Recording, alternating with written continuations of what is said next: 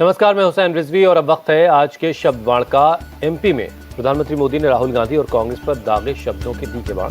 PM ने कांग्रेस के corruption गिनवाए और कहा कि मध्य प्रदेश में बीजेपी थी और चुनाव के बाद भी बीजेपी ही रहेगी। पीएम मोदी ने राहुल गांधी का नाम तो नहीं लिया, लेकिन कहा कि मूर्खों के सरदार को इतना भी नहीं पता कि आज भारत मोबाइल मैन्युफैक्चरिंग के मामले में दूसरे नंबर पर है। मैंने सुना कल एक महाज्ञानी कांग्रेस के कह रहे थे कि भारत के पास, यहां के सब लोगों के पास made in China mobile phone होता है। एक महाज्ञानी कांग्रेस के कह रहे थे कि आप सबके पास made in China mobile phone होता है। अरे मूर्खों के सरदार, इस दुनिया में रहते हैं ये लोग। कांग्रेस के नेताओं को अपने देश की उपलब्धियां न देखने की मानसिक बीमारी हो गई है। पता नहीं विदेश के वो कौन से चश्मे पहने हैं कि उनको देश की स्थिति का पता ही नहीं दिखता है। आज भारत दुनिया में सच्चाई क्या है? आज भारत दुनिया में मोबाइल फोन का दूसरा सबसे बड़ा निर्माता है। पीएम मोदी ने आलू से सोने वाले बयान का जिक्र किया। मोदी ने कहा कि कांग्रेस के नेता उनसे इसलिए नफरत करते हैं क्योंकि उन्होंने कांग्रेस के करप्शन पर रोक लगा दी है। अब कांग्रेस के नेता डरने लगे हैं क्योंकि जांच एजेंसियां अब कांग्रेस के करप्शन के लॉकर खोल रही है और इन लॉकर से आलू वाला सोना नहीं बल्कि असली सोना निकल रहा है। कांग्रेस जहां भी सत्ता में है वहां उसका एक ही एजेंडा है, लूट लूट लूट, भ्रष्टाचार भ्रष्टाचार भ्रष्टाचार, जनता पर अत्याचार अत्याचार अत्याचार और बार बार झूठ, जहां जाओ वहां झूठ, चिल्ला चिल्ला करके झूठ, यही उनका तरीका है। कांग्रेस के पास आपको देने के लिए सिर्फ और सिर्फ विरोध है, निराशा है, नकारात्मकता है। कांग्रेस स्वभाव से ही तुष्टीकरण, गुंडागर्दी, दंगे फसाद, भ्रष्टाचार इनको प्रोत्साहित करती है। कांग्रेस के न तो संगठन में दम है और न ही नीयत है। आप राजस्थान में देखिए, छत्तीसगढ़ में देखिए, वहां कानून व्यवस्था की, भ्रष्टाचार की क्या स्थिति है। अब वो डरने लगे कहीं लॉकर न खुल जाए। उनको चिंता है कि मोदी को लॉकर का पता कैसे चल रहा है। लॉकर खुल रहे हैं और नोटों को ढेर निकल रहे हैं, सोना निकल रहा है, सोना। और ये आलू वाला सोना नहीं है, असली सोना, चोरी का माल। भ्रष्टाचार, अपराध और कांग्रेस का इन दोनों का मेल किसी भी राज्य को बर्बाद करने के लिए काफी होता है। मोदी ने कहा कि कांग्रेस का पंजा लूटना और छीनना जानता है। अब ये बात जनता समझ गई है, इसलिए कांग्रेस के नेताओं की भी समझ में आने लगा है कि चुनाव में हार तय है। इसलिए अब कांग्रेस के नेता साधु महात्माओं के पास जा रहे हैं जिससे कुछ चमत्कार हो जाए।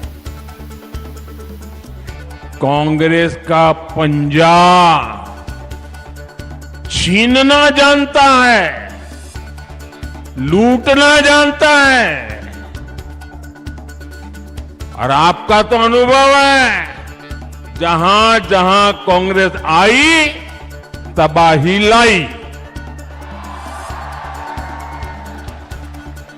मेरे परिवारजनों, जैसे जैसे 17 नवंबर की तारीख नजदीक आ रही है, वैसे वैसे कांग्रेस नेताओं के दावों की पोल खुलती जा रही है। आज हमें पूरे एमपी से रिपोर्ट मिल रही है कि कांग्रेस ने हार मानकर खुद को भाग्य भरोसे छोड़ दिया है।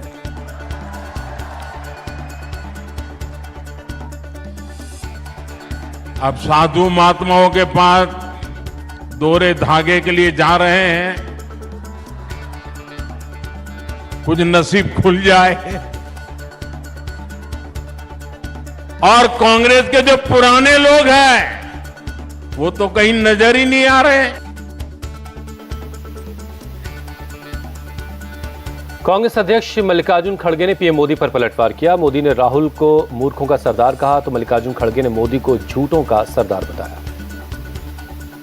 प्रधानमंत्री बनने के बाद मैं ये जो काला धन है बाहर रखे हैं विदेश में, वो पूरा काला धन लाके आपको 15-15 लाख दूंगा। मिला 15 लाख आपको? नहीं मिला। प्रधानमंत्री झूठ बोलते हैं, झूठ बोलते हैं। युवाओं को मैं हर साल 2-2 करोड़ नौकरियां दूंगा। कितना? 2 करोड़। मिला 2 करोड़? झूठ बोले बोले, ये दूसरा झूठ हो गया। और वो बोले कि किसानों की आमदनी मैं बढ़ाऊंगा और दुप्पट आमदनी करूंगा। किए दुप्पट आमदनी? नहीं। अरे मैं जो पूछ रहा हूं उसको सब नहीं बोल रहे। तो प्रधानमंत्री इतना झूठ बोलते हैं, शाह इतना झूठ बोलते हैं। अगर मैं कहूं पार्लियामेंट में, अगर मैं कहूं अगर भाषण में, तो मेरे को क्यों आप गालियां देते? मेरे को क्यों ऐसा बोलते? तुम खुद झूठे हो, झूठों के सरदार हो, और तुम मुझे कहते हो, कांग्रेस को गालियां देते हो। तो इतने झूठ बोल के हुकूमत में आने वाले लोग, तुम लोगों से कैसा भ्रमित कर रहे हो? मध्य प्रदेश में कांग्रेस का प्रचार कर रहे राहुल गांधी ने दावा किया है कि मध्य प्रदेश में कांग्रेस का तूफान चल रहा है और कांग्रेस को 145 से 150 सीटें मिलने वाली हैं। मध्य प्रदेश के अब मेरे काफी दौरे लग गए हैं और मैं 100% कह सकता हूं कि यहां पे कांग्रेस पार्टी का तूफान आने जा रहा है।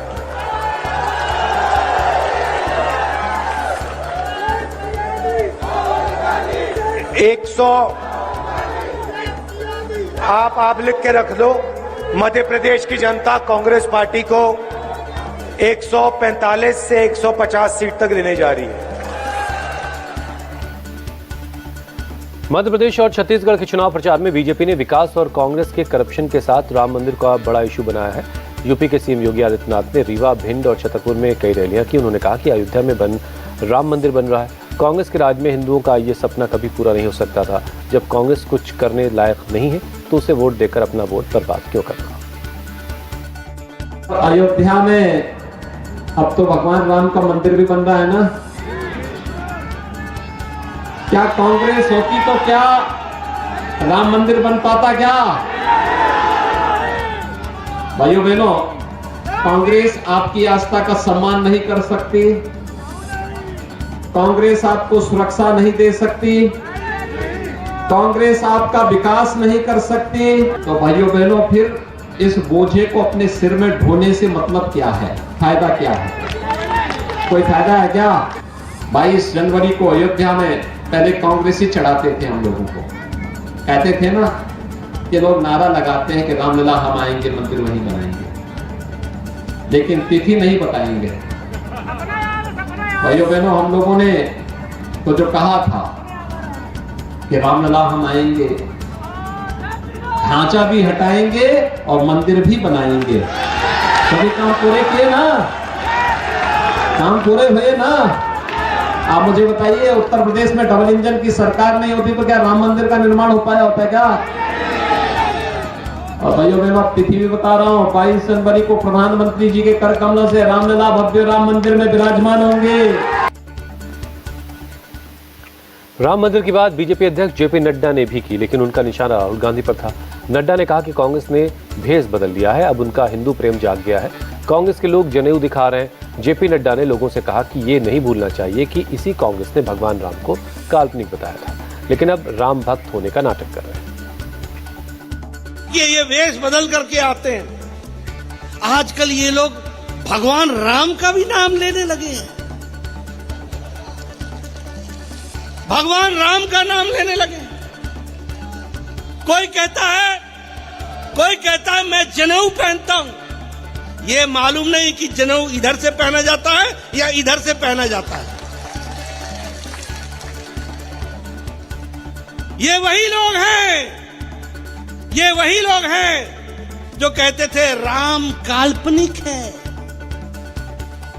राम का कोई वैज्ञानिक आधार नहीं है। और एफिडेविट पर लिख करके दिया कि वाल्मीकि रामायण जो है वह काल्पनिक है। ये इनका दोहरा चेहरा, ये उनका चेहरा।